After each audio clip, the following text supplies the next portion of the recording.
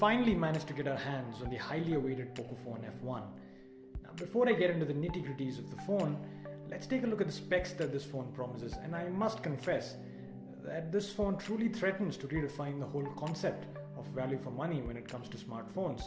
We're talking about a top-of-the-line processor in Snapdragon 845, crammed with a minimum of 6 GB of RAM, a 4000 mAh battery, 64 GB of storage, a 6-inch Full HD display, a dual camera setup at the rear, and a front-facing camera that's 20 megapixels.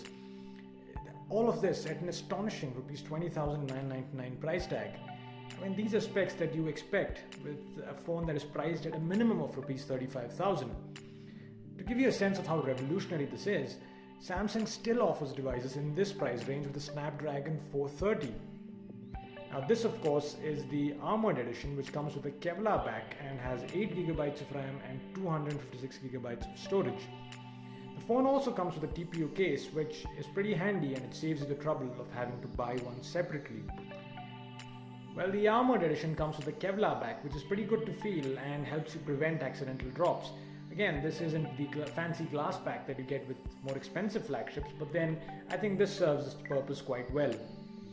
Now the phone comes with a Quick Charge 3.0 compatible adapter, and it has a 4000 mAh battery, which should theoretically last you for a day and a half or even more. Well, the phone comes with a 3.5mm jack, it has a USB-C type port, and it has a hybrid SIM slot. And the other surprising thing is that it has stereo speakers, something that you usually don't see with phones at this price range. Now the display itself is a 6.18-inch IPS LCD display, which is Full HD+, which means it has a 2080 by 1080 resolution, and it has a very contemporary 18.7:9 aspect ratio. The reported PPI of around 410 PPI, the quality is more than satisfactory. This has Gorilla Glass 3, which should help prevent some damage to your phone, and again, Gorilla Glass 3 might seem a little outdated, but I think this is a clever way of cutting down costs. Now the phone is styled with a notch.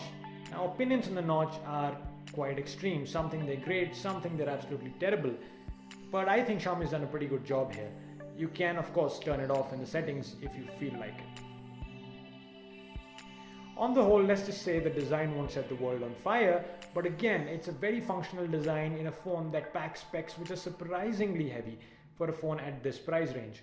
And I think really anyone who's looking for a phone in this price range should find very little to complain when it comes to design. Now the phone comes with a fingerprint scanner at the back, which is quite responsive. I mean, I haven't faced any issue with the fingerprint scanner so far. The phone also has a face unlock feature, which is very responsive. There is hardly a lag between turning on the screen and the phone itself unlocking. The phone also has an IR sensor, which should help with face unlock in the dark. Now, the phone does come with Android Audio, and it has been promised the Android P update by Xiaomi.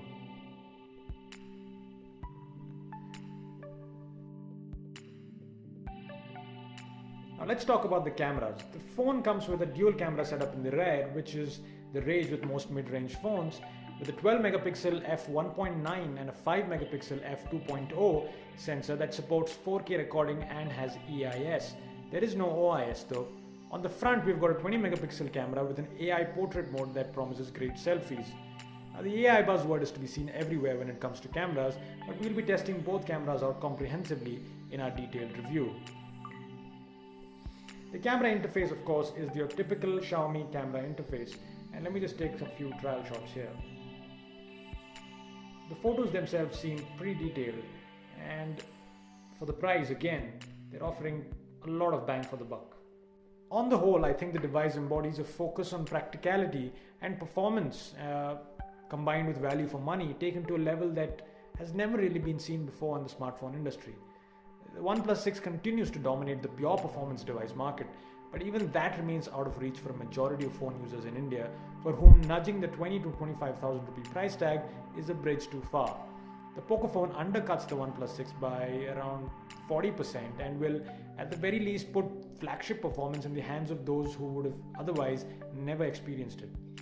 Of course, Android purists will probably see a major value deficit in having to use the MIUI and would rather go with something like the OnePlus 6. But again, those who are waiting only in this price range should have very little reason to complain.